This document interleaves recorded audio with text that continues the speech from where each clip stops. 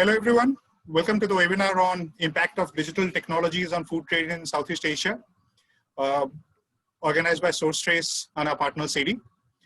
I know generally the vote of thanks is given at the end of the session, but I'd like to thank all our speakers. I'd like to thank IRRI, and I'd like to thank all our prestigious speakers and attendees for making this possible. I mean, we have been focused on Southeast Asia for a while now, and I'm thankful to all our partners and stakeholders for making this webinar possible. For those who don't know, Sourcetrace provides digital solutions for the complete agri and food value chain, from farming to supply chain to point of sale and consumption. Increasing traceability in global food trade is one of our key objectives, and that's why this webinar focuses on food trade.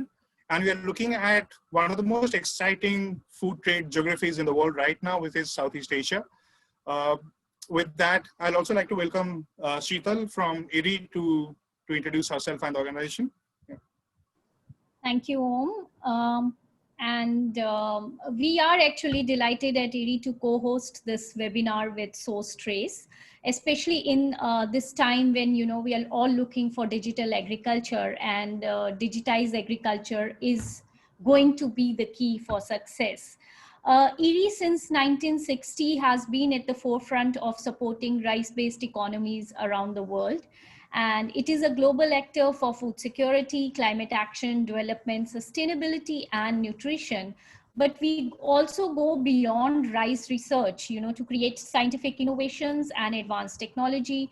We like to catalyze the knowledge, capacity, and capabilities of scientists and farmers around countries and regions. We also bring together governments and stakeholders for a transformative action. And IRRI develops and maintains digital tools, databases designed to support the scientific research and practical farm management needs of all rice sector crops. So we are excited about this webinar, and I'm sure that our panelists have a lot to offer and speak. We are also looking for a very interactive session with our audiences. Over to you, Om. Thank you so much. Thank you, Sheetal. So I invite our speakers to introduce themselves and their organizations. Mr. Trieu, you want to go first?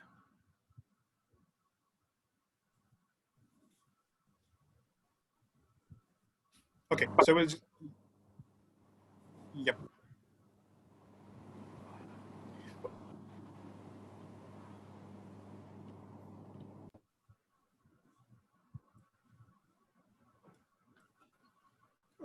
We can't hear you, Mr. Trieu, yet.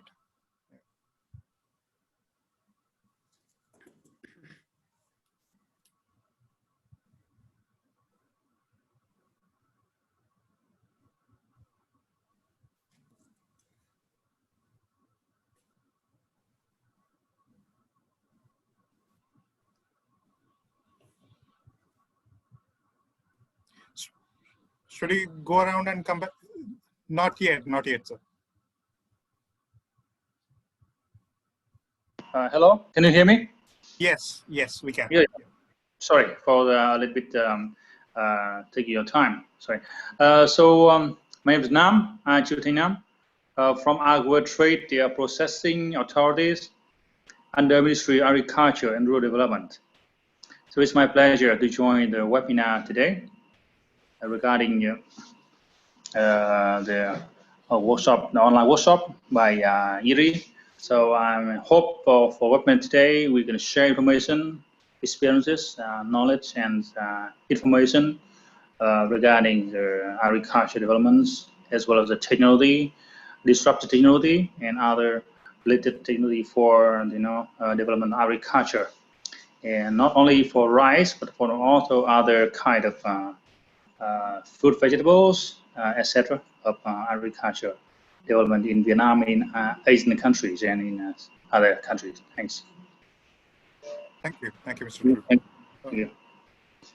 Okay, Suriyan, you want to go next?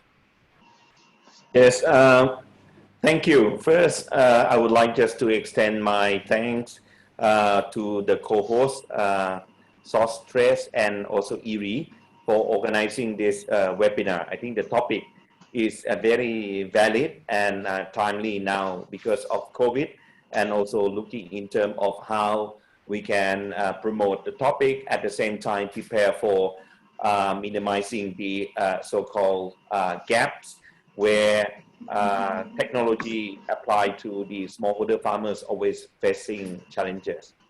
So I'm Suriyan Vichitlekarn, currently working as Executive Director of Mekong Institute.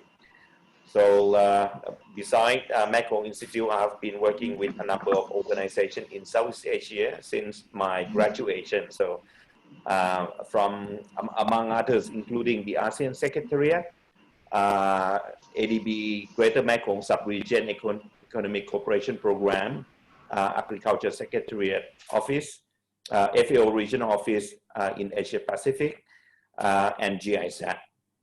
At Mekong Institute, we are the one of the intergovernmental organization working in promote, develop, and facilitate human resources development and capacity building for regional economic cooperation and integration. So we address a number of topics through customized, standardized training, through seminar, policy dialogue. Mekong Forum is one of our flagship initiatives. At the moment, we are focusing on agriculture development and commercialization, trade and investment facilitation, innovation and technological connectivity, and in the future we will work on sustainable energy and environment. So thank you for the opportunity to share our experience, and would love to hear more from other panelists. Thank you. Thank you, Suriyan. Grahame, you want to go next? Yeah, sure. So my name is Grahame Dixie. I'm the Executive Director of GrowAsia. And GrowAsia is quite an unusual organization. It was formed out of a meeting at Davos by the World Economic Forum. And it basically had this idea, which was that if you look around the world at the countries who do better than you expect in agriculture, you will often find that there is some sort of partnership, that the public sector, the private sector, and the producers come together. And if that dialogue can happen, the balance of probabilities is they can make better decisions. And you can see it around the world. The Danish do it, the Kenyan horticultural export industry is based on it. So that what we have done is create across the region 6 country partnerships: Myanmar, Cambodia, Philippines, Vietnam, Indonesia, and Papua New Guinea. And in that, we have about 520 partners, half of which are the private sector, and that splits pretty evenly between the multinational, the Nestle's, the Yarras, the Unilever.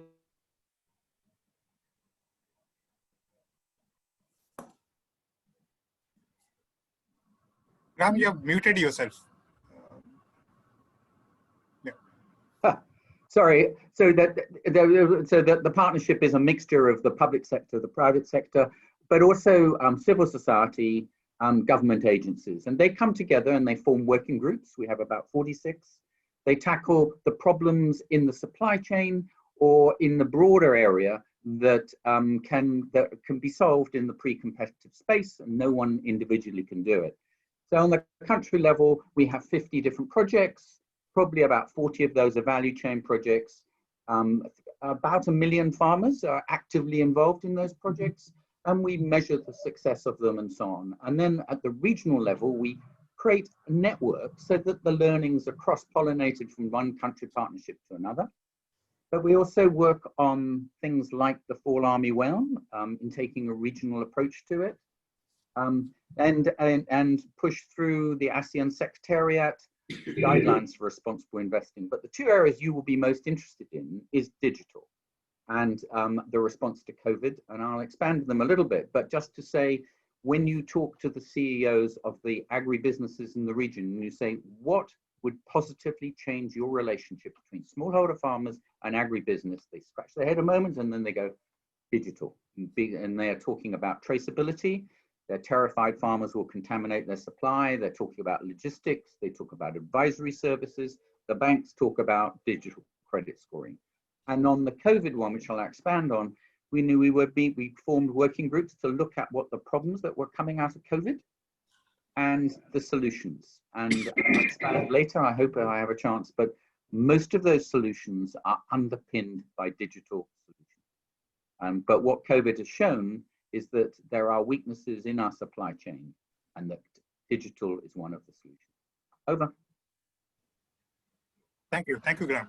So lastly, I guess, Mr. Nguyen, if you want to go next, he's the only one who represents the private sector, the business sector, and probably the bulwark of the change. So yes, please go ahead. Yeah, supposed to be lady first. But thank you, Sheetal, for letting me introduce. Routray is the, as you say, is the only private sector. In brief, Routray now we have 1 million hectares of rice growing, and we are working with 1 million farmers. And every year we produce 6 million tons of rice. In our company now, we have 3,000 employees, and they are working on the field, and we have 16 factories. And among that, we have 1,200 field force, means agriculture engineering. They're working close with the farmer to every day helping them and support for the tree growing. We are working in 4 sectors: rice, fruit, vegetable, and industrial trees. It means pepper, tea, and coffee. Is we call industrial trees. You can consider Routray as a tree grower. We grow the tree, we grow the rice, we grow everything, and we transfer it to the buyer. So we are the tree grower, and we are quality assurance for the product safety in agricultural product and for a product only on the field. We are only working on the field. After harvest, we transfer it. We don't have any after harvest production site. And what we are doing now, we are focused on digital farming, traceability.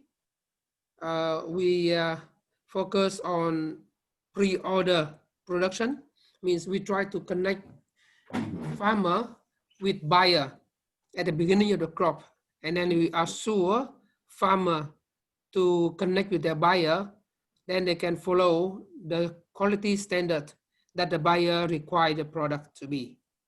And we are there to guarantee the quality and the standard and also the productivity of the farm.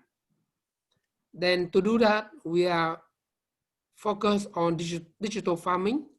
We are collecting data from 1 million farmers to create our big data to be able to maybe to do the AI in the future. But at this moment, we are just in the data collection stage. And we also applying drone in Vietnam because the field is small and we are shortage of agriculture worker. So drone is appear to be a good solution for us. And drone also give us data collection for our analysis later. So we have now 100 drone, and our plan is to be 500 drone at the end of this year. Wow. So this is on about Routray. Impressive. Thank you, Mr. Nguyen. So for the benefit of the audience, I guess I'll lay out the format right from the start. So for the next 30 minutes, what we'll do is we have questions for each panelist, and there will be a discussion between the panelists if anybody wants to come in. And after that, once each panelist, we have asked questions to the panelist, the audience can ask questions to that particular panelist. And please use the Q&A tab at the bottom of your Zoom panel for questions. It'll be convenient for everyone. If you want to chat, please use the chat box. But if it's a question, please use the Q&A box. And if you have a question which is for a particular panelist, please mention the name in the beginning. If you have a question for the whole panel, also say that. So, it's convenient for us to understand who the question is aimed at, and we can answer it more easily. Okay, so we'll start with the the only representative from the government that we have. And I think it's, we are lucky to have somebody from the government of Vietnam, Ministry of Agriculture, because right now Vietnam is probably one of the most exciting case studies if you look at, if you look at food trade in terms of the way the country has risen through the ranks, the way they have diversified their portfolio, and also the way they have constantly year after year, grown in terms of the global status. So my question is, first question is from Mr. Trieu, and I want to know, how do you see, because his role is directly involved in policymaking for food trade. How do you see what is the role of technology when it comes to food trade? And as the government of Vietnam, how do you think? What do you think will be the next steps for the government to encourage, adoption of technology in food trade? Yeah, thank you. Can you hear me? Hello. Sure. Thank you for your introduction, interesting introduction, and question inquiry raised for me. So I think this topic of seminar today, and for your question, is very interesting regarding the cover of a large part of whole supply chain of food trade, including from the plantation to processing and to the market development. So I think technology can play a very important role in all whole supply chain, from the upper to middle and to the lower level of supply chain. So you see that Vietnam so far up to 2019, our total export of agriculture reached over 14 billion US dollar revenue. So it's increasing year by year as compared with the previous years. And Vietnam also, as you know, that we ranked number 16 in the world in terms of agriculture output. And Vietnam has been the leading countries in exporting some major agriculture commodities like coffee is number 2, pepper number 1 in the world, and cashew and rubber, etc. And rice, you see, rice in Vietnam, Thailand, and India, the 3 biggest exporting country in the world. So so far, you see that Vietnam is being considered as a labor-intensive agriculture production mainly. But if we see that technology and science technology, and especially digital technology, can play a very important role in lowering the number of people involved, or we can move from the labor-intensive to a higher technology-driven agriculture production and processing.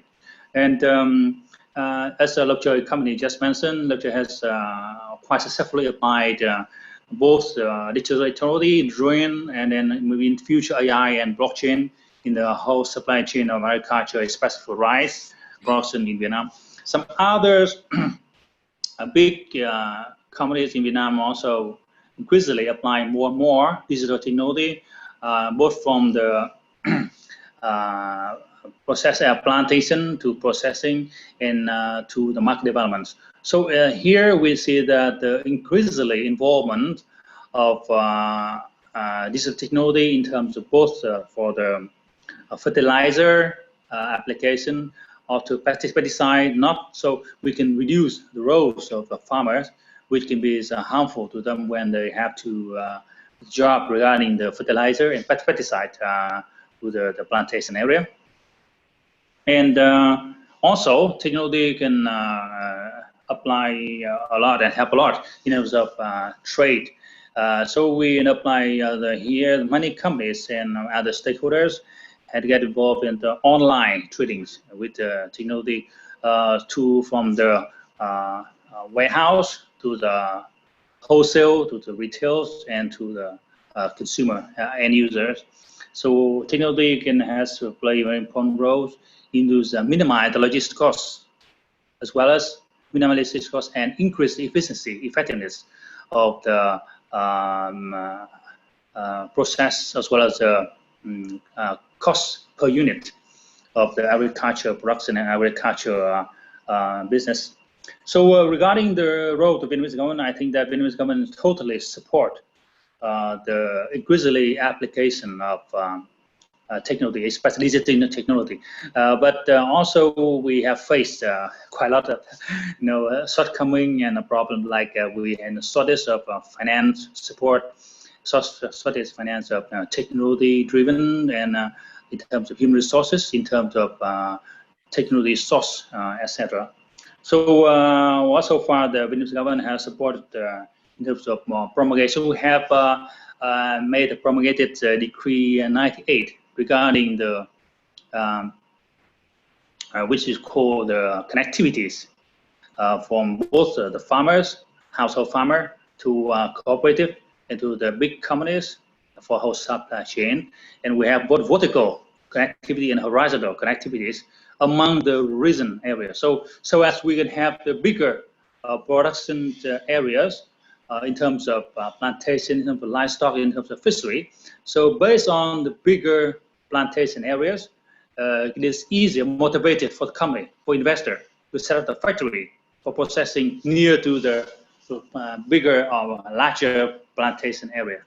So that's why we have seen quite good signals from both the north of Vietnam, the central and the south of Vietnam, which we call the Red River Delta, and with River Deltas, many more companies, many more factories have been started. And for example, for this year we have seen 13 newly established commencement of factory for processing factories in both crop like passion fruit, like dragon fruit, and to both livestock like pork for beef, and in fishery, especially for fishery. Fishery is when I'm also the exporter of catfish and shrimp in the world. And so the government of Vietnam, in terms of support to households, the farmers and companies, in terms of incentives to the company, to farmers, for we support in terms of the policy and procedures to minimize the time, the cost for setting up the plantation areas and companies setting up. We, for example, enterprise law for this year, we have tried to approve and to introduce new enterprise law, which is called Enterprise 2020, because the enterprise law in 2015 come to effect for 5 years already, and the new enterprise law is expected, is hoped to support more companies in terms of technology application and other more efficient, effective production and processing. And also support association, business association. So we have digital farmer association in Vietnam has been established for more than 2 years. So it's like association in pepper, association cashew, rice association, etc. And government of Vietnam has supported a lot of association, so that a member association, like company members, they can join together, they work together, and have more better connectivity. So we can minimize, the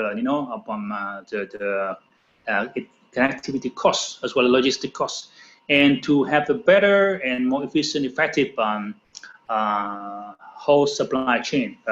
And somehow the final both commodities and final farm agricultural work can be brought to the market in shorter times and in better quality. We also supported companies and farmers in terms of traceabilities. So you see the traceabilities and orchard code is very important. In each country, for example, China or the European Union, for example, they have the different regulation on the traceabilities as well as orchard code. Orchard coding is very important for plantation. And of course, a lot of work had to do in terms of not only the incentive legislation, and we also provide the capacity building and information dissemination. I think the two important part is capacity building and information dissemination sharing, because for many areas in our farmers and our stakeholders, especially in provincial area, they have not had the thorough understanding or knowledge of what technology digital technology or farming, as well as they know application and how the benefits can be brought about. So capacity building is very important. We can have a lot of association as well as the farmer groups somehow to increase their expertise, their skills. It's very important. And we also need the expert. We have foreign expert, a local expert. We have the thorough knowledge, understanding in terms of capacity building. So it takes time. It takes time. To have more and more capacity building. The second one, information dissemination, communication is very important. We have both the hard copy and soft copy, leaflet on and information like handbook. We have made, for example, for AgroTrade over the past 2 years, nearly 2 years, we have had the weekly and monthly report, solid in terms of updated information and the business information and the market information, which is sent to all 63 provinces in Vietnam. So Vietnam, we see that we have 63 provinces. So we have Ministry of Agriculture, Rural Development, located on headquarters in Hanoi. But in each provinces, we have Department of Agriculture, Rural Development. So the role of Department of Agriculture and Rural Development is very important because they're most close to the farmer, most close to the plantation areas. So, which update information and communication with them, we have better connectivities among both all stakeholders from the government, company, cooperative, and farmers. So all stakeholders can work more better efficiently together. Saying so, but I think that a lot of work need to be done, and we need more support. Maybe from foreign organizations like IRRI and other like ADB, World Bank, etc., and other developed countries. For example, like Japan, Australia, or United States, a leading country in terms of agriculture technology. Agricultural technology, for example, the United States, or in Australia, or in Japan, a very high level advanced, which we can learn a lot from them, both in terms of newly updated technology as well, how to apply such this technology in terms of whole supply chain. So thank you very much. Yeah. Yes. Thank you. Thank you, Mr. True, for giving us a whole picture of the domestic value chain, the global food trade picture. I have another question as a follow-up question. Yeah. You talked about other countries being more advanced currently. For example, let's say we have seen how Australia has built a whole platform for its beef exports, which is called Beef Ledger, which is a traceability platform. We have seen many European countries do the same for wine and cheese, and these are whole countries which are trying to build a brand for their product. So how do you think, for an evolving country for like Vietnam, which is, how do you move from, let's say bulk exports to premium exports? And how do you build the brand Vietnam globally using technology? What will you need to do that?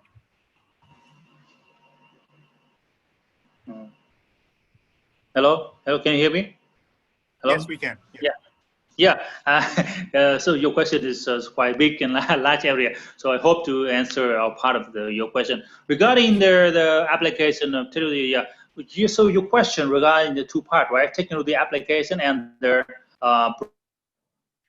branding program, right? Yeah. Branding program of the products, right? Is that understand correctly?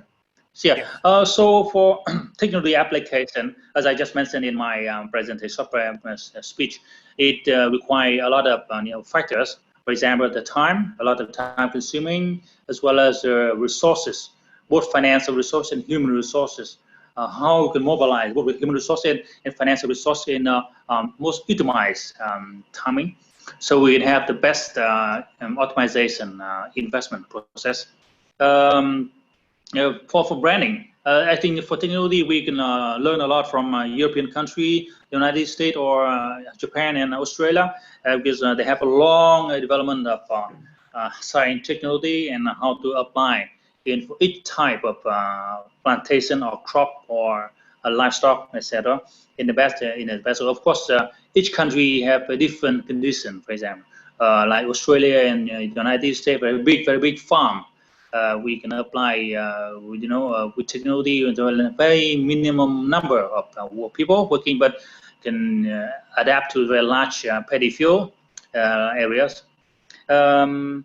So I think therefore Vietnam can consider and can want to learn from technology. It can be better applied in the specific condition in my country, and I think other country also the same. Our Asian country, each country must consider by themselves all the master plan.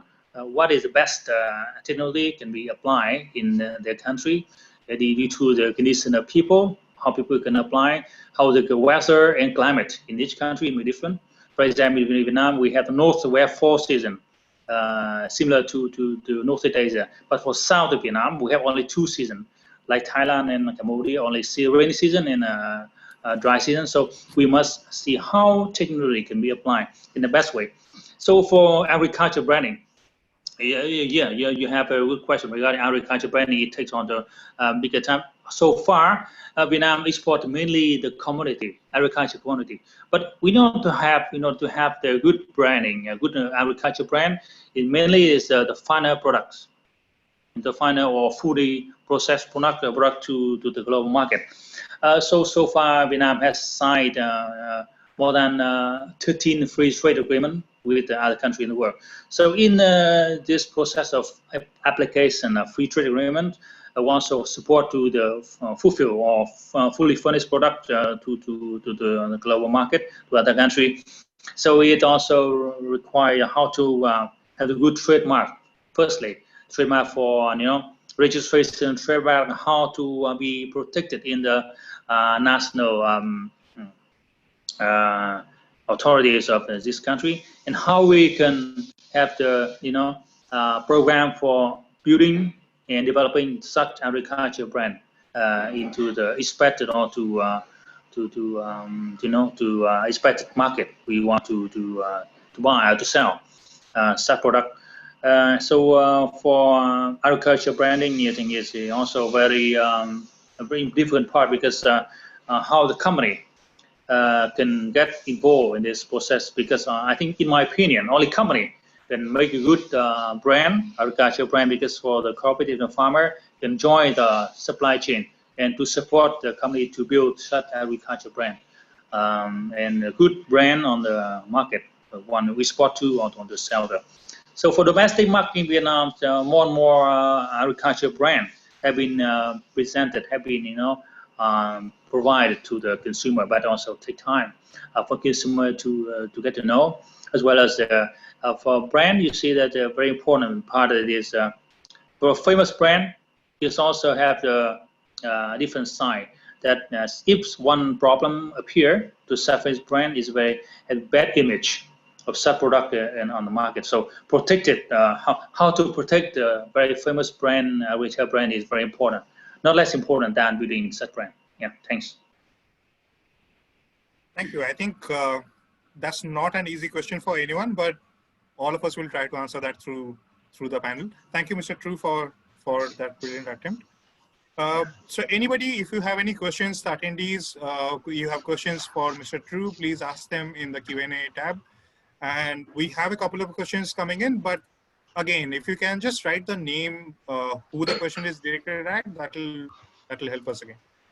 So next we move on to someone who has a long experience in agriculture and rural development, who has worked a lot in terms of public partnerships, trade facilitation, and international development networks. Suriyan, that's you. Thank you for joining the panel. My question for you is, when it comes to agri-tech, we see, that we talk about a global north and a global south, and we see that difference in many sectors. But in agri-tech, I mean, how do you see the global south picking up pace, and what do you think the global south needs to, take that big leap in terms of bringing advanced digital technologies into agriculture? Yes, thank you, Mr. Om, and greeting to all the audience. Before answering the question, I think I would like just to add a few points to Mr. Trieu on how digital technology application is promoted to support agriculture and food trade. I think he has, in a nutshell, outlined opportunity and potential, particularly using the agri-food value chain. I think there's a lot of potential to apply and help to enhance effectiveness and efficiency along the value chain, as what he explained. I would like just to add 2 more points. Perhaps this is also reflecting upon the Mekong Institute experience. First point is on trade facilitation. I think more and more you will see that the cross-border trade, international trade, is looking in terms of a better way of facilitating trade. And this would include how we can reduce the transaction costs through cross-border requirement and so on and so forth.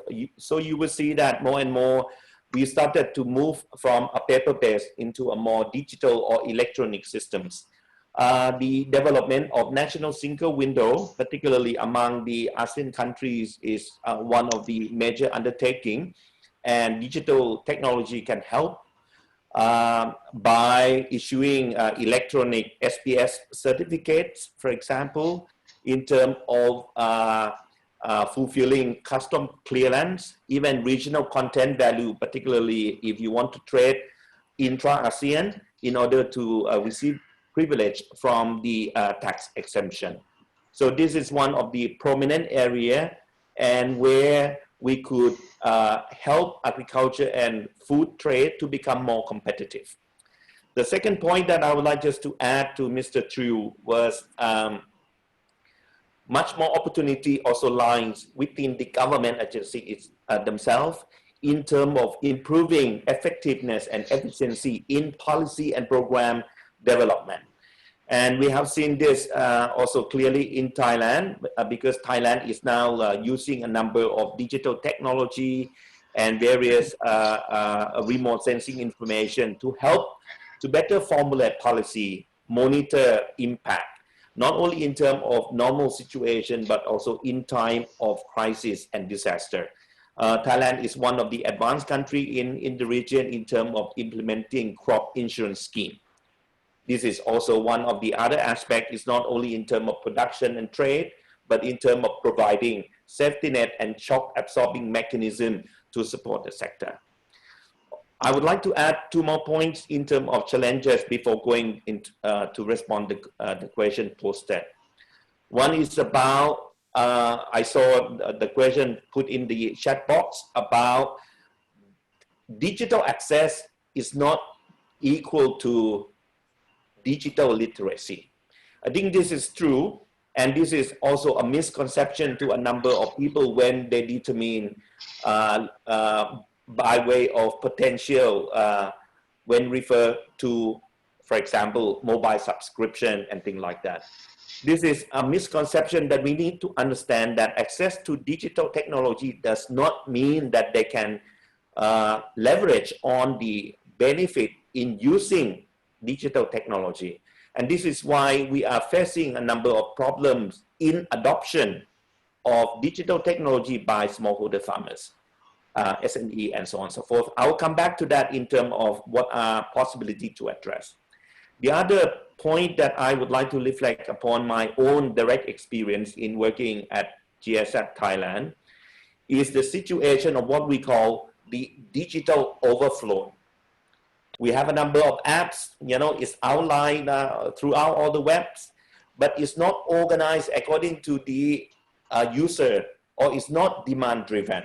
Oftentimes, farmers, SME, trying very hard to sort things out, what apps, digital to fit that purpose, and organize it in such a way that it serves the purpose of addressing the issues and needs.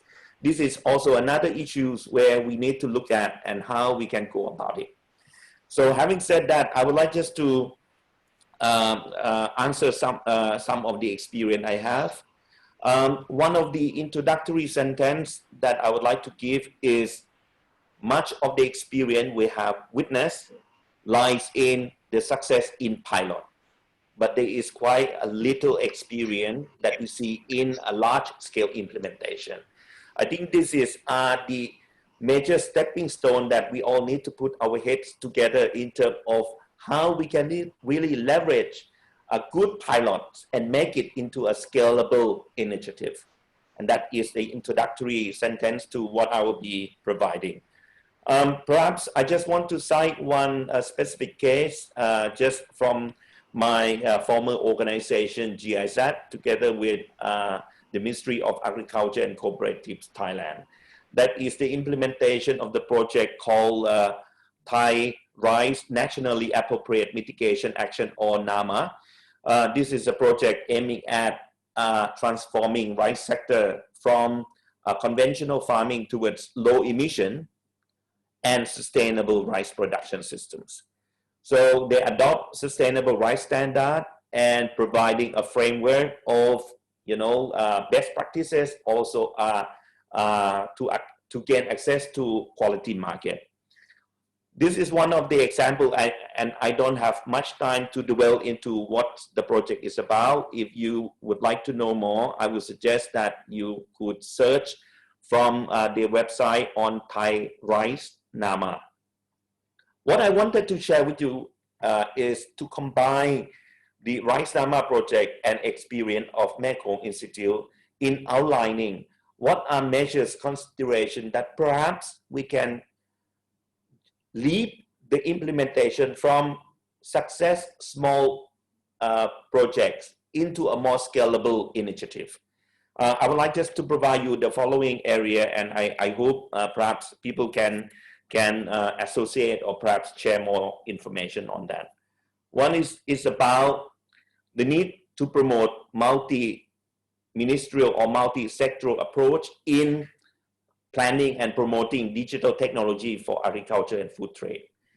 Much of the digital technology is very focused on the sectoral approach, and we find that is quite limited, because to be able to organize technology linking to farmers, SME, and so on and so forth would require to really discuss about how we can coordinate approaches and policy tools in order to really push to the direction that support the farmers and SME. That's one. Second point is on incentive.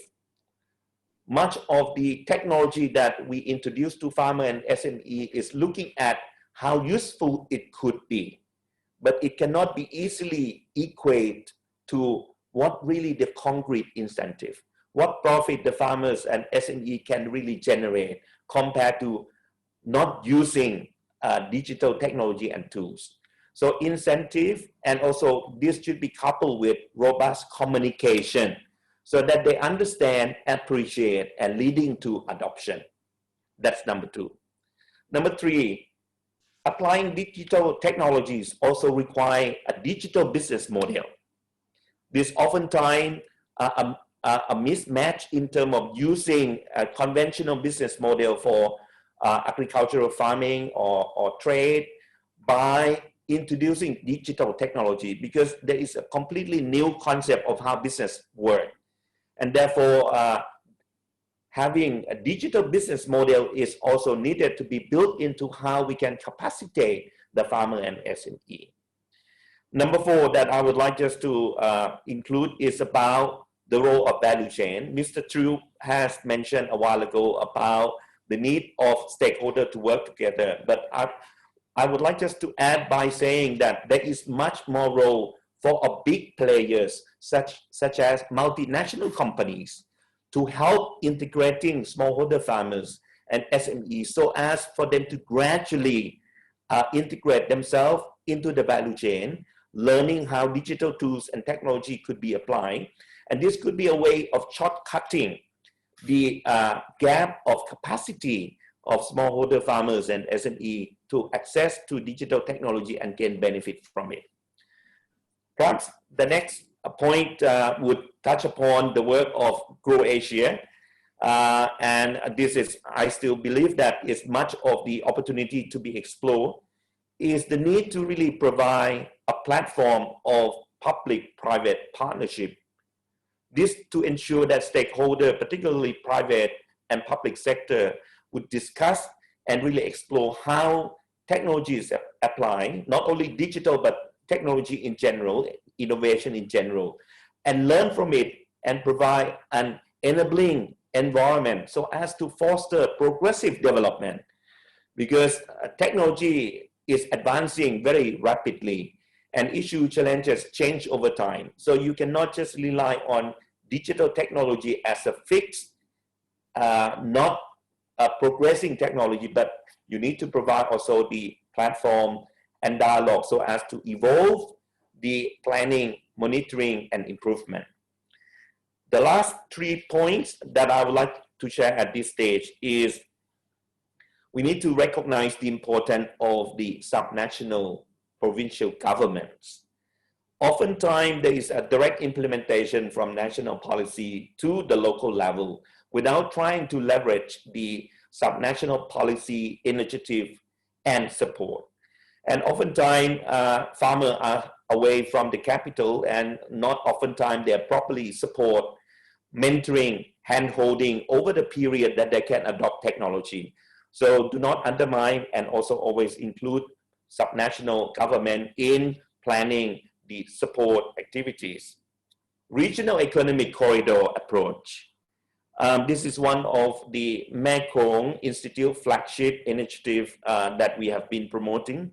And we have learned throughout a number of years that using regional economic corridors as a way to focus our intervention and use that in order to bridge interest and also address gap, and hopefully demonstrating how digital technology could be applied along the value chain at the cross-border. This is the way that we can account for the direct benefit to the farmers, to the trader, so as to see how the production cost can be reduced, how transaction cost can be reduced. Last but not the least, I would like just to also address the need to look into the dark side of digital technology application. That is data protection, safeguard mechanism. This has been more and more an issues that we need to look into the future. Country like in Europe is now strictly putting a framework of how we need to impose data protection law and policy, and that will be soon applied in our region. So this will be an safeguard mechanism that we need to look at. Perhaps I stop there for the time being, and back to you, Mr. Om.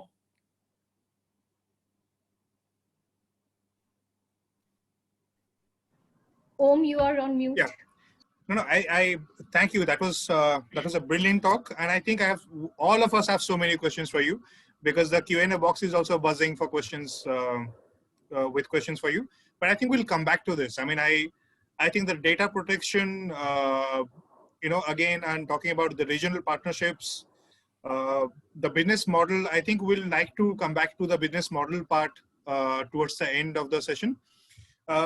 But talking about, regional partnerships and partnership models, I think it's a brilliant point where Grahame can come in, because he's been working on this geography. He's working on building partnerships and value chains and poverty alleviation for so long.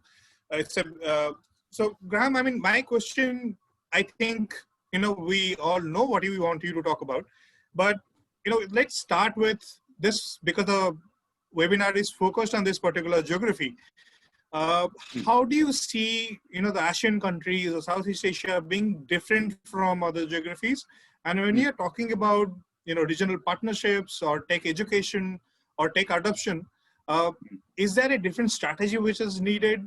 Do we need to look at alternate models? What do you see is working and we need to scale up? Yeah. Okay. Well, thank you very much, and thanks for inviting me. Just to sort of give you a bit of geographic context. We did a landscape study looking at the ASEAN and where it was, and basically the high level pitch was that actually Southeast Asia is probably 3 to 5 years behind India and China. Now, India and China, you have that wonderful advantage is that you're dealing with a huge market rather than a sort of fragmented markets here in Southeast Asia. You've got tremendous technological skills in India and tremendous investment in China. Africa also has considerably more new applications out there. So they have at least 400 different agricultural applications are in their databases, whereas our own database of the kind of applications that are out and running within Southeast Asia only contains about 67. So that's the first piece. The second piece is that there are big differences between our countries. You know, Myanmar, 75% of farmers have smartphones, but you go to the Philippines and you've got very patchy internet connectivity. The broadband is patchy and doesn't often work, and there are huge difficulties about being able to extend the network because of the multiple different agreements you've got to get if you're going to put up a tower or put in a cable. It makes it much more difficult. So you're getting very strong contrast.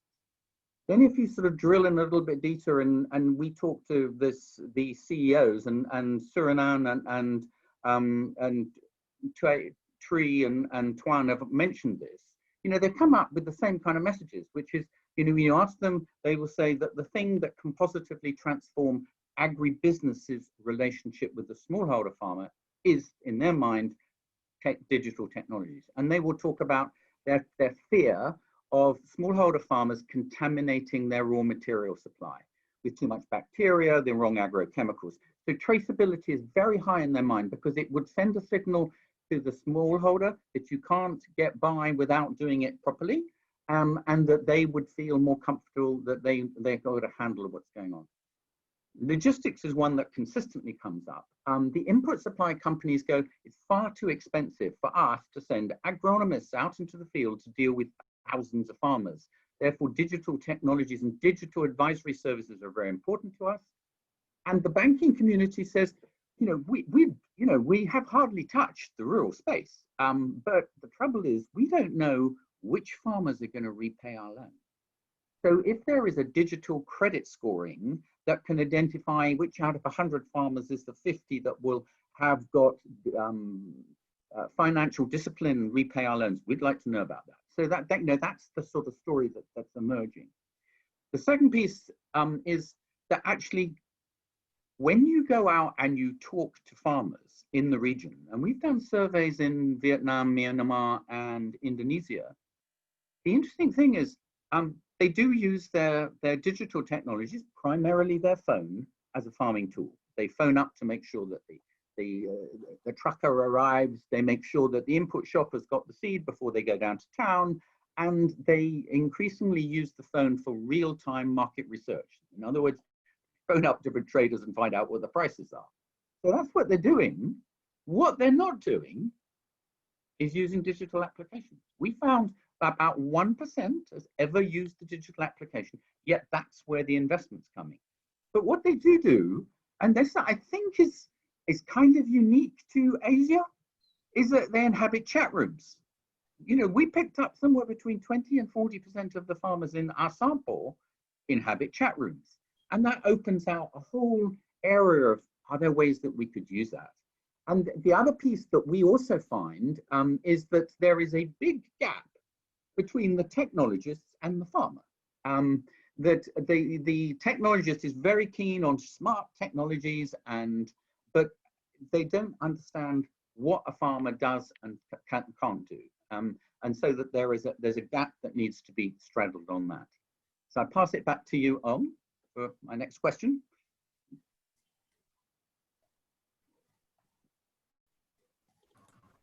Yeah, sorry. Right. You know, we have been, I mean, all of us have somehow come to talk about models and, you know, what model works and what model do you take to farmers and businesses to increase adoption. I think we'll bring in Suriyan and you, you know, for a one-to-one later if we have time, because both of you have such interesting ideas.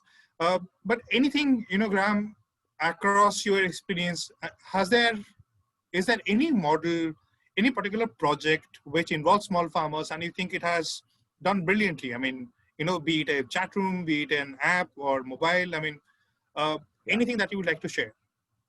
Well, yes, I mean, and if I can expand it a little bit, because I think, you know, the first thing is exactly Suriyan's point, that you tend to find technologists are great at technology, but they're not great at business models.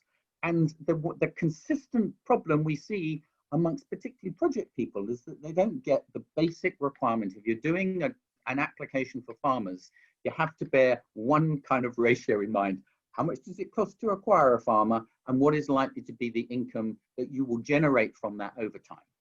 So it may be much more difficult to get a farmer on, more expensive to get someone on an agri-finance technology, but it's much more likely then you're going to get money out of it in the longer term than if you, and it's much easier to get people on advisory apps, but very difficult to get income out of it. So we find that that is, you know, it's a glimpse of the blindingly obvious, but it's not often taken into account.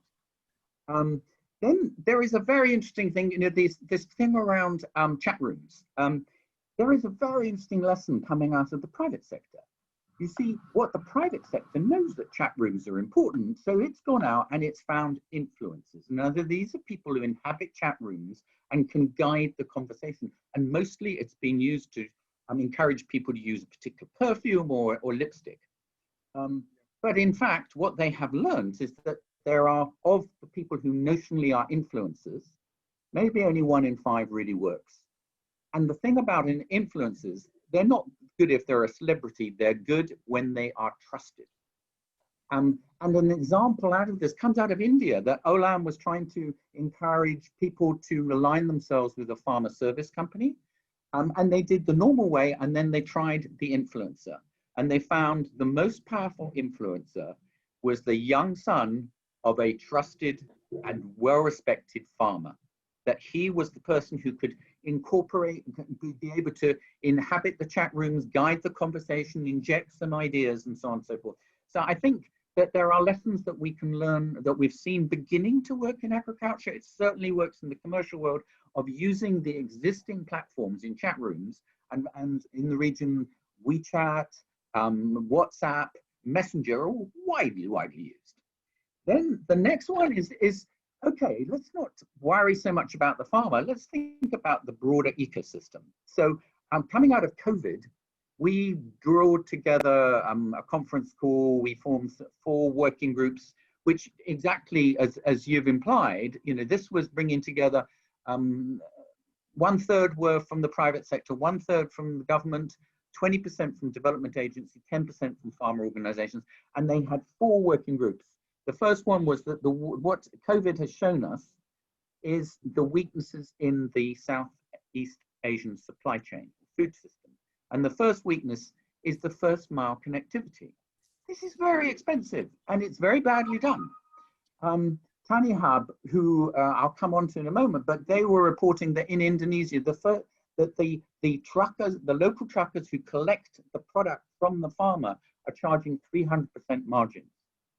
Now, you think there's going to be a digital application coming out of that, and we're seeing examples of this, which would be a local application that would enable someone in the rural space to consolidate loads and to be able to know there's farmer A, B, D, and E who have got product that needs to be delivered to Jakarta, that consolidating together would make a 10-ton load, that they would be able to put that out to bid from the local truckers or empty backhauls.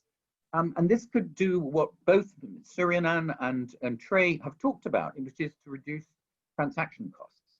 And we know that in the case of Thanh Hub, that they have managed to pay their farmers higher and sell lower and still make a profit, mainly by cutting out on the costs of the first link in the supply chain. The second piece is mobile money. We've certainly seen out of COVID that cash is getting locked up. And we have the most brilliant example out of Cambodia. It's called Wing Money. It's been around 12 years. The deputy governor of the National Bank championed it, Sheetal Sure, and it has now got a bigger market share than M-Pesa, which is the Kenyan one, that it is transmitting more money, a greater proportion of GDP than M-Pesa does. Now, what's so exciting about that is that our economies are moving towards less cash. And unless farmers don't take credit cards and they want cash. But what this is a smart way around that, is that you can pay them digitally and they can take that digital down to a local agent and convert it into cash. So that opens the farming sector to be able to much more engage and participate in a changing economy. But it also opens other opportunities. It enables agribusinesses to pay farmers quicker for their product. They don't have to carry cash around, and cash may carry COVID. The second thing about it, it may be used for e-vouchers and many other things. And the third piece is something else has happened out of COVID, which is that people are buying much more product, agricultural product, food product on digital platforms.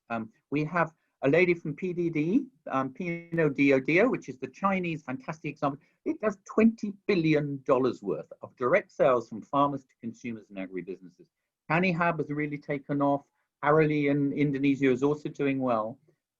But the key component, and it enables product to be switched easier between different markets, and it enables a much more flexible, resilient marketing system. So this needs mobile money for it to work. It also needs infrastructure, and it needs an effective Wi-Fi network. And then the final piece is that all of what we're talking here is about being underpinned by digital technologies. And when we discussed the enabling environment, very interesting ideas came up. A lot of the donors are very interested in, know your customer. And if the Ministry of Agriculture doesn't know who their farmer is and whether they're a tenant farmer, what their land area, so farmer registries becomes very important. And what Suriyan said was absolutely right. There is tremendous opportunity. The moment, every different company has got a different has all their data is fragmented. So there's lots of effort, it's very disjointed. There is the possibility of sharing data. You can overcome the data and privacy issues around this, and it would enable both the private sector and the public sector to service their farmers better. And the final one is very intriguing. When mobile telephone companies first started, governments recognized they wouldn't invest in the rural space because they wouldn't get the same return as putting up towers and so on in the urban space. So they insisted that a small portion of their turnover was put into a government account, and it's often called a universal access fund. These ones have been gathering money, but have hardly been tapped on. And this would open up a tremendous opportunity for investment to strengthen the rural Wi-Fi infrastructure. I mean, I'm told in India that you have something like $11 billion locked up in your universal access fund. So I'll just leave it at that. There's lots of opportunity, but you can see that digital underpins the possibilities of a more modern and a more effective, with lower transaction costs, and be able to deliver product to an urban market which is doubling over the next decade. I'll leave it there. Sure. Thank you, Grahame. So, there are a lot of questions. I don't think we'll have time to take all of them live on video. So if any of the speakers want to answer the questions in the chat window, that's fine too. When you talked about small farmers, and one of the first questions was, somebody asked, is Sourcetrace applicable to somebody who has 10 farmers? I would love to say yes. I'd love to say that our technology is for the smallest farmer, but honestly, I don't know how the economics of it will work out unless they have. I don't know. I mean, there is no crop which justifies technology adoption if you have just 10 farmers. So, just to put another angle to that small farmer and technology adoption angle. But that's where, someone like the Troi group comes in, because we have seen most of our customers are private businesses who more often than not use it for their internal monitoring purposes. So I think it's a brilliant point where Mr. Nguyen can come in. Also because of the amount of work that Troi group has done in terms of adoption of technology for sustainability. One key fact I like to put out is how they have been how they achieved a perfect 100 score on sustainable rice platform. Yes, you talked about the sustainable rice platform, and I think you guys will love to chat to each other.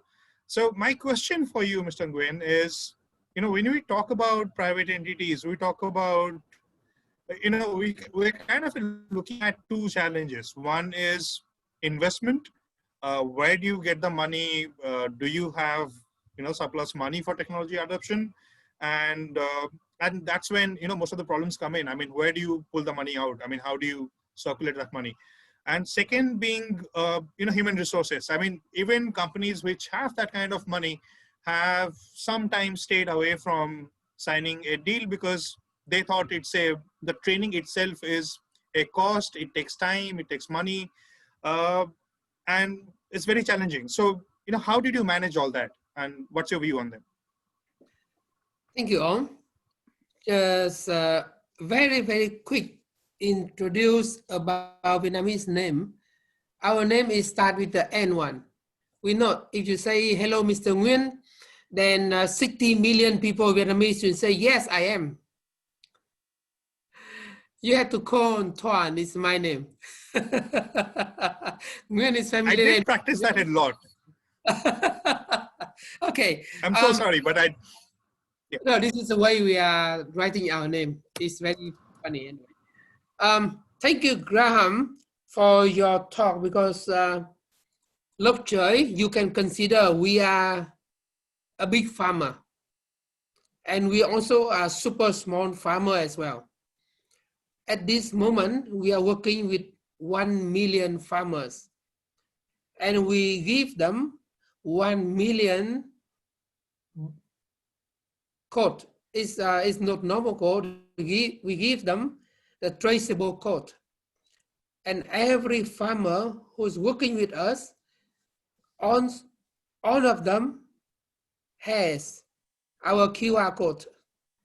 We can trace them using what kind of seed, what is the product for crop protection, when they use, and blah, blah, blah, blah. We try to do the traceability. We also working with one German company to start building the blockchain for our agricultural product. Okay. What we want, we just want to have one more US dollar cent per kilogram of paddy. This is enough for us to pay back our investment. And also it's enough for the farmer to follow our instruction to be able to enjoy the benefit of digital business. Just 1 cent per kilogram. But so far, only European pay for that. Actually, we have 2 orders that they pay for the traceability. One is from Europe, another one from Ghana in Africa. This is only 2 countries, two sources of supply. They buy with higher price, just 1 cent, US dollar cent per kg of paddy. So listen to Grahame, to Mr. Grahame. I am really happy that we can follow that. And we are doing that. We also have a lot of trouble. For example, at this moment, we have 1 million farmers and only 15% of them has smartphones. So there is no way for them to approach to us. We have, we call the agriculture application. We start the rice hospital application and fruit hospital application, where people can start talking and put a question, take the picture of the trees, and we have to answer them and help them to manage the crop. But still, only 15% of them can approach us through the electronic device. We very hope to waiting to see the digital can turn on to the cost model that Mr. Suriyan already suggests. We already have this study for this. And I think we are, I don't know, maybe you can say we are halfway to approach the digital cost business model that can help farmer to reduce the cost. Talking about the SRP, when we apply the SRP from IRRI, it takes us 5 years. You already know that SRP has 100 pounds. At the first year, we achieve 35 pounds. And then we grow up to 40, 50, 60. And in last year, we make 100, first time. And this is the first time in the world, in the time as well. And we asked Control Union to verify it. And we submit again, and also 100. And we do it again for the next crop. Also achieve 100. And this crop will be harvested in the next 3 weeks. And it's supposed to be 100 again. And we can sell this with higher price. It's not only that, when we do it, the cost of production is reduced. At this moment, the cost of production for the paddy is about, let me calculate it into US dollar, 50 cents per kg, or 1 kg of paddy. But if we make it into SRP 100, it can reduce 30% of the cost. We reduce 30% of the water consumption for the rice. And you already know that the rice growing takes a lot of water from the world. And with the Mekong water at this moment, when the rice come back and water come back late, the SRP protocol gives us a good advantage to reduce the cost of production for the rice, for the paddy. But we don't have any tools, any channel to promote the SRP product to the world yet. We have very good product, but we don't have good packaging. And consumer in other countries don't know how to buy it. Even the trader like Olam or Rice, Sunrise, or other companies, also they're asking for IRRI. Is it Routray has 100 pound of SRP? And still they not get the answer yet. So we just keep doing that, and without any, let's say, anything to promote for us. And the next question is about the training and the human resource to do the SRP. In our company, we have only 2 persons SRP training in the full scale. But I have a good news that IRRI already approved to give us a training for the next 3 section and give us 45 inspector of SRP to be aware, to be trained and aware by IRRI in the next times, in the next 2 months. So it's good for us to have our labor to promote for the SRP. And our business model is 3 person. We call FF, means 3 FF taking care of 1,000 hectares. And 1 person which under SRP training can lead 15 FF team. It means 1 SRP, 1 qualified SRP inspector can give us capability to develop 15,000 hectares of paddy under SRP. And this person can bring the SRP program into at least 85 pounds out of 100. 100 is difficult. And we pay very high price for the paddy in the 100 pounds. And most of European order, they are looking for the SRP 100. We don't have, definitely we don't have enough paddy to sell to them.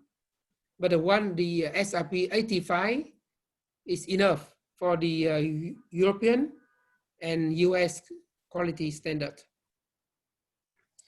And the next is also based on Mr. Grahame introduction. I think that the incentive to apply the digital traceability is very much important for the farmer. Again, if anybody in the world can pay 1 cent per kg for paddy and 3 cents per kg for the fruit like mango or durian, this is enough for farmers to do all of digitalize, and they can follow, can give information, and they can do we call digital farming. Means they record all of their activities into a digital diary. Then we can integrate it into the QR code. Then every farmer, every buyer can trace the product. If they can have, they just pay 1 cent per paddy kg or 3 cents per durian or grapefruit or mango. Then we have enough to pay for the farmer. But yet, we are doing that, but we don't have any capability yet to promote it to the buyer. We are using our cost to build this for the farmer. And we are looking for, and we asking for help from both SRP and Mekong Institute to help us in AI. We are working with how to say, one developer of a software in hospital. They are applying the AI in hospital, and they already proved that the AI in hospital is much better than 80% of normal doctors. So if AI in agriculture, based on all of the data and the pictures and information, we are daily collected from farmers when we collect enough. Also, we are working with the Sat for Rice program to collect the data. Then the AI can give us early detection of all of disease on the rice field. It can give us much more efficient to treat the rice field to protect our crops. So this is a possibility and promise to give very big advantage for crop management and reduce the cost of the farmer. But we are doing that, but we don't have enough resources to do it. But anyway, we are collecting data, we are collecting images to prepare for the solution to come. We are collecting data actually. And the last but not least, when we're talking about the farmer charting and discussing and try to selling their products, in my experience, it is very difficult. We're organizing totally 2,000 chat rooms for our farmers. They try to post their harvest time, the productivity, and the price. But in fact, farmer is not able to sell. They are depend on the buyer, the wholesaler. And sometimes, if they are too much rely on the chat room and they try to approach to the market by themselves, they get very hurtful experience because they are not seller. Farmer just grow the tree, grow the rice. If we put them to the market, it seems like you put a fish on the tree, they cannot survive. It seems like they can do all kind of trading, but actually they are not. We did it for 3 years and we give up. The farmers also give up. We cannot do it. So I think the best one is to support them to produce in the, you just say that, as Mr. Nam also mentioned, that we need to have the big farm or big plantation area to build the brand for the area or for the producer, and we connect with the buyer, with the big buyer, international buyer, then we can have the stable supplies. We can have a stable plantation program. In this point, farmer can get benefit. But if farmer can, of course, they want to bring the product from farm to table, but in fact, it's not work, especially when they have the big production like rice, banana, jackfruit, mangoes, and dragon fruit. This kind of trees is not able for Vietnamese farmer to do the business like a farm to table. They have to have big and pre-order, then they can start doing their production. So this is what they need, and what we also waiting for, because Routray is a big farmer, but also a super small farmer. Because if you're thinking that we are working with 1 million farmers and tracking with 1 million QR code every day, but my IT manager he almost die every day because a lot of data come back to him, but not in the application. It's come from SMS or come from Excel, then he die. Yeah. Thank you. Thank you. I think excellent points. The one statement that you gave, I think when you said the farmer is a producer, not a seller, there's so many countries, so many models, so many companies which are trying to turn farmers into sellers. If all of us could definitely agree if a farmer can sell or not, we'll probably get out of a lot of issues.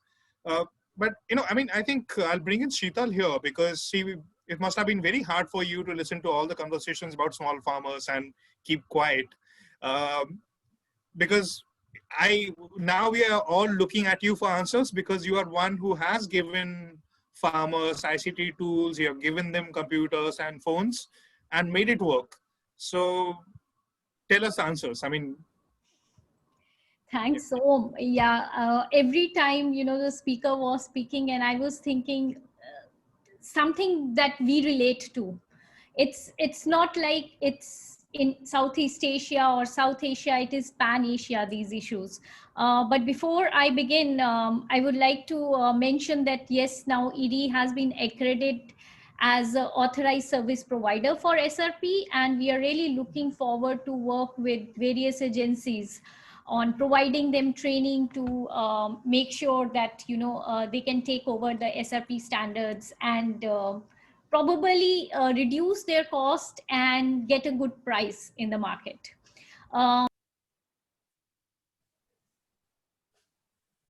Okay, with that, talking about smallholder farmers, right? So it's not easy. I started my journey with the digital tools as a soil scientist. So I started to work on improving the recommendations in a digital tool which IRRI has developed, which is called the Rice Crop Manager. However, when being in the region, and we thought we should follow a more holistic approach when we start working on these tools. What we found that, there is a lot of breakage in the entire chain from where the scientists develop the tools and how it is being used by the farmers. I have been working, since then we started to work on a bigger holistic approach and started to look at the dissemination on making sure that these tools and the decisions that the farmers can make using these tools can reach the farmers. I'll bring you some prospects from the farmers' side. We usually think that farmers are not looking for information. They rely on their information which is shared from the grandfathers, etc. But no, the time is changing now. The farmers are craving for information, but what they need is a relevant information. They are not hesitant of spending right now. They are ready to spend, but the issue is that they want information that is customized to them. What is happening right now is, now because of this boom in digital agriculture, a lot of agencies, a lot of players have come into it, and all of them are bombarding the information to the farmers. Most of which is duplicate information, I would say, a very duplicated information. Just an example of weather information, package and practice. There is a lot of players around, which are kind of bringing all this information to the farmers. What is farmers looking is an information which is customized for their needs. So it's very important to look at the end user's perspective of what they require. Look at the demand, what is there, rather than to develop the supply side of it. I will also talk about the extension workers, because as I said that we started looking at the dissemination of these tools to the smallholder farmers. And what we realized that there are different levels of players, who are doing this work. Most importantly, the Department of Agriculture. So IRRI has a very good partnership with Department of Agriculture in Philippines. Similarly, we have similar partnerships with different Department of Agriculture in where these tools have been developed and are being disseminated. One of the things which we realize is that these extension workers are already overloaded with the work. They have so many things to do. And how do we make sure that they welcome these digital tools and technologies into their system? One thing which we realized, and I'm talking more about the South Asia region here now, is that the workforce is changing. Now more young people are coming into extension, which are techno savvy, and they are looking for digital solutions. So it is a good time that we kind of customize these digital solutions for them. And the point which I mentioned earlier is that we have to go beyond. We have to look for other players who can, bring these tools to the farmers or end users. An example, private companies. A lot of private companies, a lot of technical companies are now coming in the field who are ready to take it. From a research for development institute perspective, what I want to ensure is that these tools or that the information that is flowing should be correct, should be updated, should be relevant to the farmers. It should not be just any information which is collected over the cloud. There's a lot available, but it should be customized for the farmers. Now, farmers nowadays are not facing the same issues which they were facing previously. Talking about climate change, we don't know whether the rain is coming now or it will come in another 2 days, whether there will be a big storm, a typhoon coming. I mean, IRRI, the number of typhoons in IRRI is in Philippines is increasing.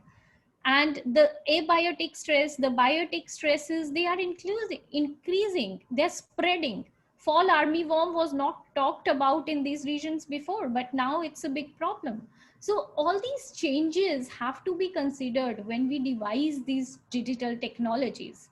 And we have to ensure that we are catering not only to the farmers who are doing agriculture now, but the farmers who will be doing agriculture in future.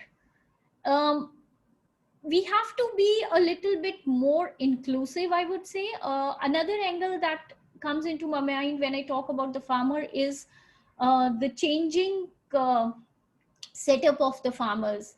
Men are moving to other jobs. People are moving to other jobs. Now women are coming up in farming a lot. They are the farmers who are actually managing the farms, but our traditional systems have not allowed access to the information to these women. how do we develop technologies which they can access? If we say that literacy level for women has always been less than men, whether it's South Asia, whether it's Southeast Asia, how do we encourage technologies or develop technologies which can help women to understand and have access to this information? Youth, talking about youth is moving away from agriculture. How do we bring them? They are not going to do agriculture if it is not remunerative. They are going to do agriculture if they have good businesses around that. And that's where I think agriculture and digital technologies can play a big role, you know, in bringing these youth back into agriculture, in encouraging them that still, even if you don't do agriculture, you don't go to the farm and, you know, do field work on your own, you can use digital technology, you can use sensors to guide your decisions. You have access to tools which can help you make better decisions, even if you are not agriculture background.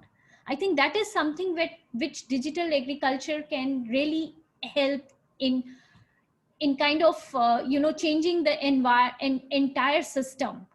I would say, like, if we develop the tools which are tested, validated, easy to use, and come with assurance that, you know, they will help you in improving your production, decreasing your cost, we will have a lot of other players other than just the agriculture workers, farmers, who can take up agriculture as one of their income sources and their dependence on livelihood. One of the things which is very important is the local context. You know, big companies, if we talk about developed countries, they are digitally very advanced, but they are advanced for those large farms, for those large farmers. We have to kind of develop and customize these technologies for the smallholder. You can't bring in those big sensors, machineries to a smallholder farmer with 1 acre farm. We have to tweak it. We have to make it sure that those technologies are valid for these farms. Talking about COVID situation, one thing I learned, you know, during this COVID time, when everything was locked down in India, we had a full lockdown. There was no movement. Supply chains, you know, we have been that supply chains are still traditional. I mean, I'm not talking about the selling side of it, but if you talk about input supplies, can we get a fertilizer without going to an input dealer? We can't. And I was struggling for my experiments to get a fertilizer, but we could not get it. So is there a possibility of digitizing the entire supply chain? And if so, I don't think it can be done by one player. We have to bring in multiple players. We have to bring in private companies who are manufacturing. We have to bring in people with tools and which can help in making better decisions for which input to go. We have to bring in companies like, we have to bring in government companies who can ensure that these things will work. They will provide an enabling environment. I think that it is very important that these things have to be considered if we really want to make a difference with the smallholder farmers. We found that farmers are receptive. They were happy to take in the tools only after when they knew that these tools will bring a difference in their production. They are looking for technologies, they are looking for platforms which can help them for inputs, for making decisions throughout the processes, but also at the output market side. And they are, and one of the speakers has very rightly mentioned that though they have started to do these things, they have started to imbibe better technologies, they don't have markets to sell it. How do we kind of turn this system? I think that's very important, and to mainstream the smallholder farmers into the whole e-agriculture scenario. I think I will wait for your follow-up question on this, and I have a lot to speak, but I'll stop here looking at the time. Thank you, Sheetal. I think we always begin by saying 90 minutes is a lot to fill, but we planned on finishing 20 minutes earlier and then taking audience questions. I'm not too sure we have time for that. We'll try to answer them in some other forum through other media. The follow-up question I had for you, I think I'll just have them for the whole panel, if all of you can come in on this or too.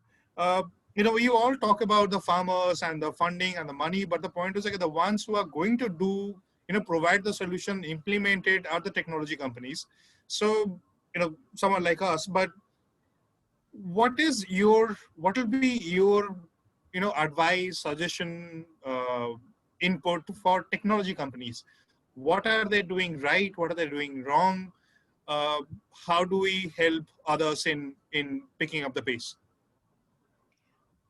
I will be very brief and I let the panel, you know, answer this question in more detail. I think, one thing which, you know, we have realized is that digitization of agriculture is going to cause a significant shift in farming and food production over the coming years.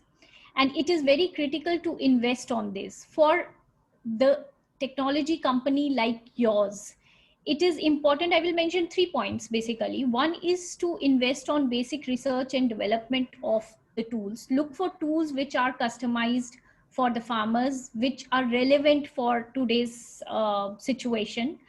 Also support development of agriculture devices, systems, sensors, wherever it is possible, and invest on applied research to access how to employ these technologies economically and with minimum disruption of the existing practices. You know, we have to make use of the existing platforms. One thing that I think your institute or your organization should be very closely working with the governments or the agencies who can provide the infrastructure, which is the basic requirement. Mobile phones, connectivity, we still lack those. We're still not there. You know, we're just moving to that. There is a big opportunity for machine learning. There is a big opportunity for artificial intelligence. There is a lot of data which is being there. How do we combine this data set? And I think the key is the partnership across different players, not only agriculture players, across different players. And the strategies for agriculture, digital agriculture transformation in the developing countries especially, must combine IT infrastructure with the social, organizational, and also the policy change. We usually miss that. So all this has to come together in case we have to make a difference. I think I'll let other panel members to also add to that. Sure, I don't want to impose an order here. Anybody wants to go next?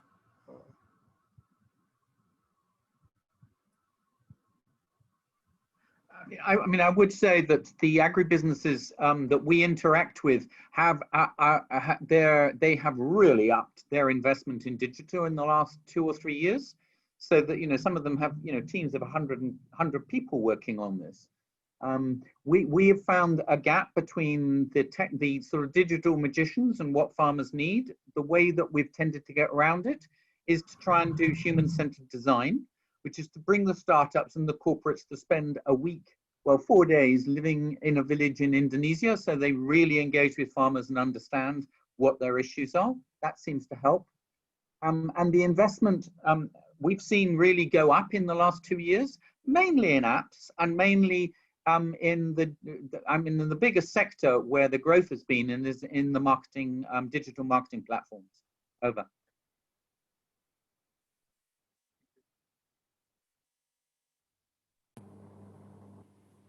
Sure, Suriyan. I mean, there is no order. You can just come in here. Yes, thank you, Mr. Om. Perhaps a few points I would like to add. Responding to your questions, the digital company like yours certainly would have to look into a number of front and entry point.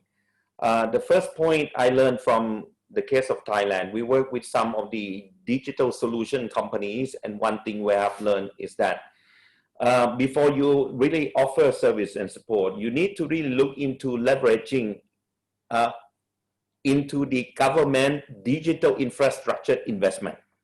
You know?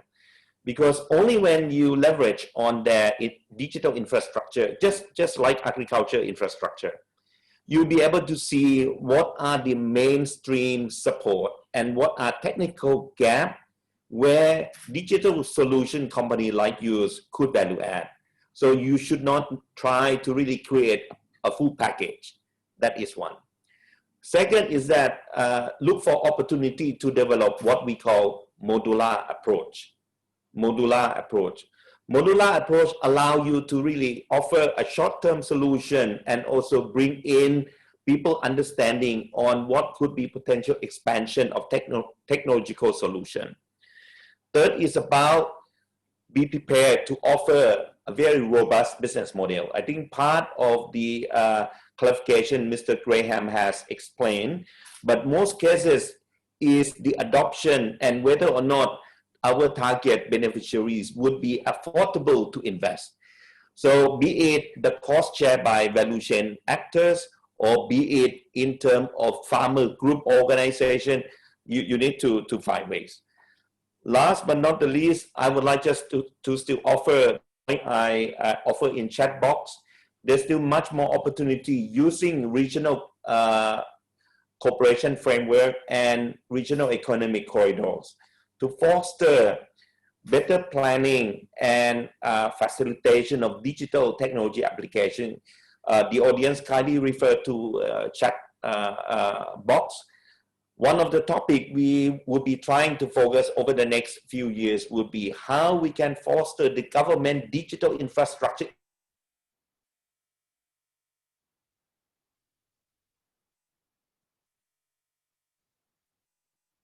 We lost your voice, Suriyan.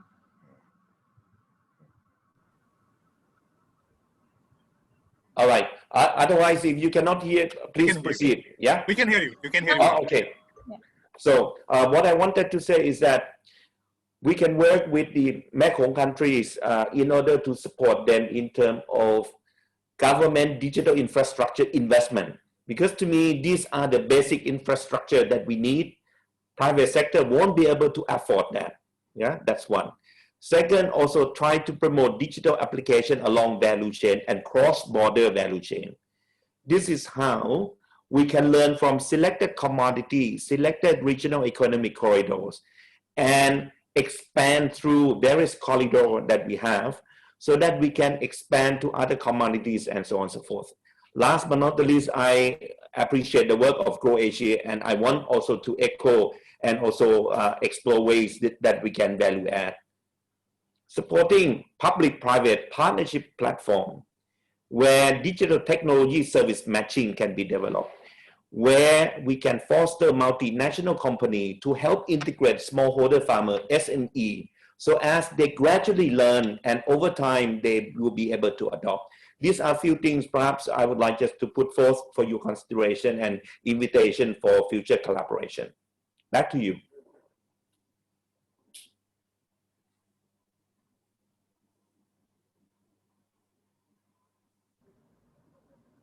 I think Grahame has something to add. You're mute. I was just signaled to Suriyan, we'll be in touch with one another later. That was what this meant. Mr. Nguyen, you have a point about this, or Mr. Trieu, any of you want to come in?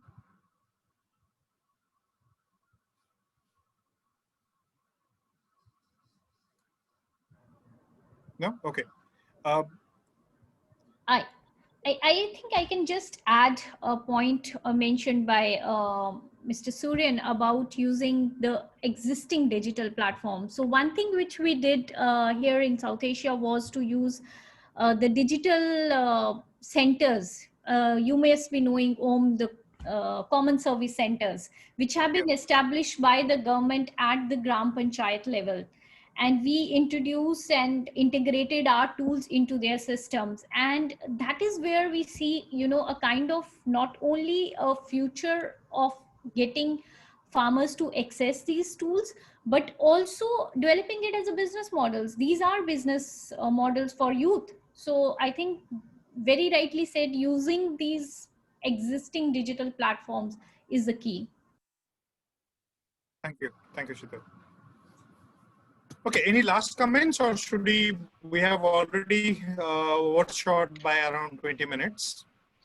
Hello, may I have some points regarding Sure, Mr. Trieu, please.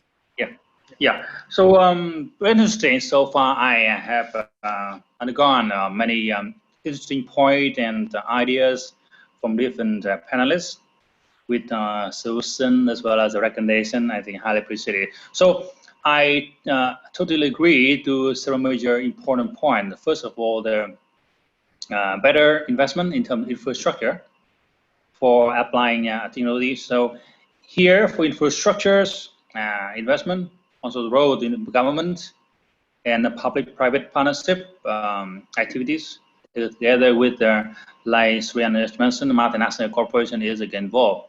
So for example, in the case of sharing Vietnam, the 4G, but yeah, you see that one of the most important point for applying technology for the farmers, smallholders, as well as the company here is mobile technology and 4G and 5G in Vietnam in this year, maybe in next year. 5G technology we apply nationwide. The hope that can better support this small farmer, for small farming households to integrate to supply chain activity by the companies, cooperatives, and the farmers. So here I mentioned again in my speech that my remark is that we have the vertical connectivities and horizontal connectivities among the small farming households, cooperatives, and big companies, SMEs also. And here's all the important stakeholders can work together. And another point that I totally agree to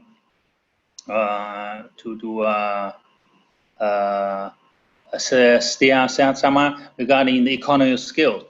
If we have the better infrastructure investment for the companies or farming households, we can have a better economy of scales.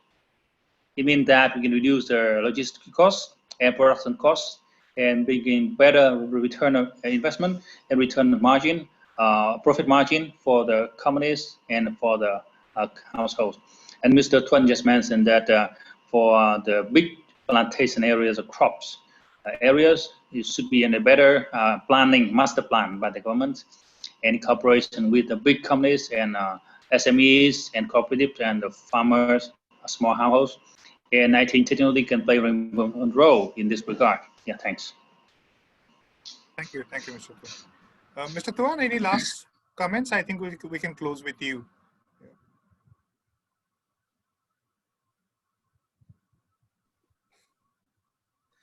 And thank you to have a close with the farmer.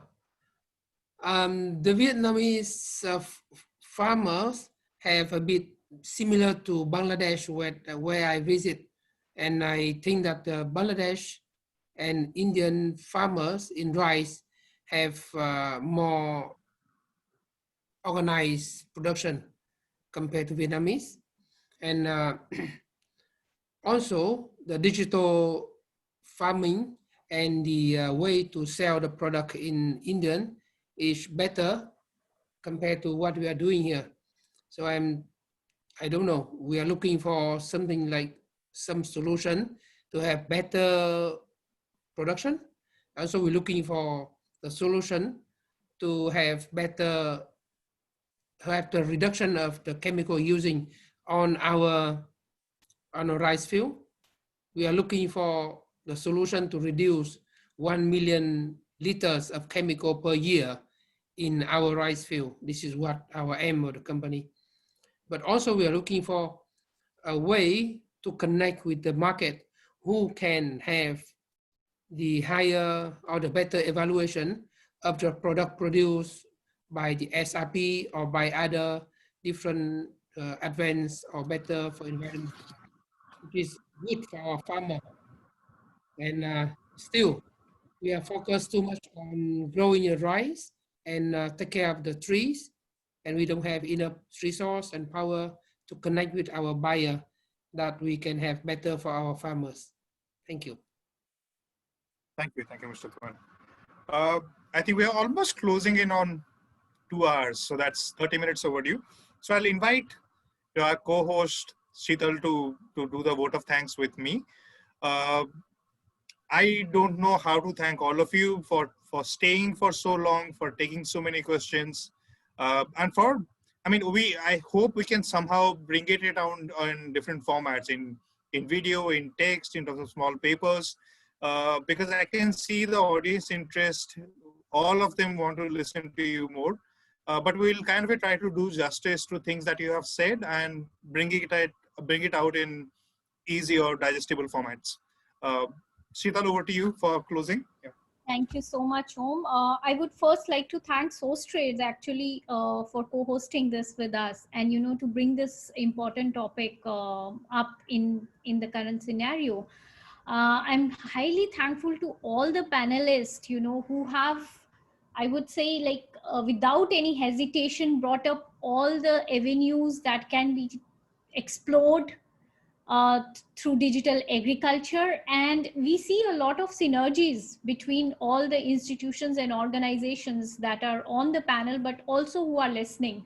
And I think this webinar opens an opportunity to cap on those synergies.